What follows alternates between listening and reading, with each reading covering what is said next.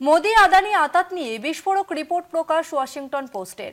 ঋণে জর্জরিত আদানির সংস্থায় বিনিয়োগের প্রস্তাব ফেরায় একাধিক বিদেশি ব্যাংক। দুর্দিনের সাহায্যের হাত বাড়িয়ে দেয় বন্ধু মোদির সরকার। আদানিকে সহায়তার জন্য এলআইসি থেকে $3.9 বিলিয়ন বিনিয়োগের সিদ্ধান্ত। নিউজরুম থেকে রয়েছে আমাদের প্রতিনিধি অঙ্কুর ভট্টাচার্য। অঙ্কুর, তা যে স্ক্যামের কথা সামনে আসছে কিভাবে হয়েছে বিস্তারিত জানতে চাইব। দেখো তসমিনা, যেটা জানতে পারা যাচ্ছে ওয়াশিংটন পোস্টের একটি খবরের ভিত্তিতে, গৌতম আদানির গোষ্ঠীর সংস্থা, সেই সংস্থা কেন্দ্রীয় সরকারের সঙ্গে যথেষ্ট ঘনিষ্ঠ বলে দীর্ঘদিন ধরেই অভিযোগ করে আসছে বিরোধীরা। এবার ওয়াশিংটন পোস্টের যে তথ্য সামনে এসেছে সেই তথ্য সেই অভিযোগকে আরো শক্ত ভিতের উপর দাঁড় করায়। কি বলছে ওয়াশিংটন পোস্ট? গৌতম আদানি সংস্থা গত বছর থেকেই নগদের অভাবে তারা জর্জরিত ছিল এবং সেই সময় তাদের পাশে দাঁড়াতে এগিয়ে আসে কেন্দ্রীয় অর্থমন্ত্রক।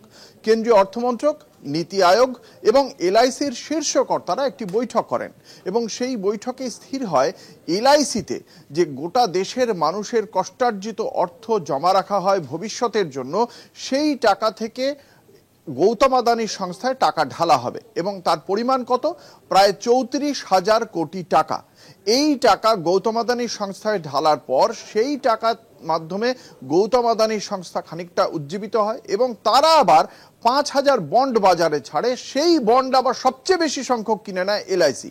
এর ফলে এলআইসিতে দেশের সাধারণ মানুষ যে টাকা রেখেছে সেই টাকা যদি বন্ডে বিনিয়োগ হয় তাহলে সেখানে ঝুঁকির একটা বিষয় তৈরি হয়। কারণ সাধারণ মানুষ জানেন যে একটা নির্দিষ্ট সময়ের পর তারা তাদের যে অর্থ রেখেছিলেন এবং যে প্রতিশ্রুতি দেওয়া হয়েছিল এলআইসির পক্ষ থেকে সেই প্রতিশ্রুতি রক্ষিত হবেই, কিন্তু সেই টাকা যদি বন্ডে চলে যায় তাহলে তাতে কিন্তু ঝুঁকি থাকছেই। ফলে দেশের মানুষের ভবিষ্যৎ নিয়ে এভাবেই ছিনিমিনি খেলছে এবং গোটা বিষয়টি নিঃশব্দে করে ফেলেছিল কেন্দ্রীয় সরকার। কেন্দ্রের অর্থমন্ত্রক এই যে প্রস্তাব আনা হয়েছিল যে এলআইসির টাকা আদানির সংস্থাকে দেওয়া হবে, সেই বিষয়টি নিঃশব্দে করে এবং সেই প্রস্তাবে অনুমোদনও দিয়ে দেয়। এবং তারপরেই এই ঘটনাটিকে নিয়ে সরব হয়েছে কংগ্রেসের পক্ষ থেকে জয়রাম রমেশ।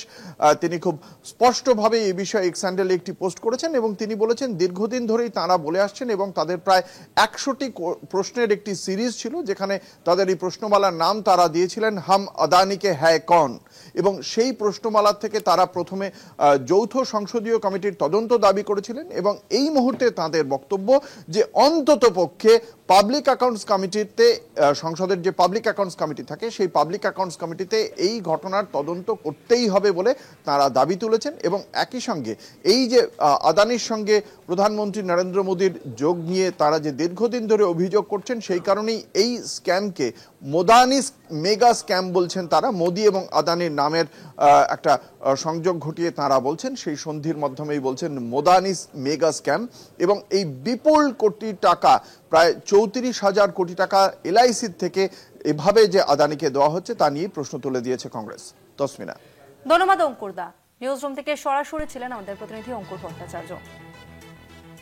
হিন্ডেনবার্গ রিসার্চ রিপোর্টের পর ফের মার্কিন সংবাদপত্রের প্রতিবেদনের নিশানায় আদানি গোষ্ঠী। বিদেশি ব্যাংক থেকে ঋণ না মেলায় এলআইসির ফান্ড ব্যবহারের অভিযোগ তোলা হয়েছে ওই মার্কিন সংবাদ মাধ্যমের প্রতিবেদনে।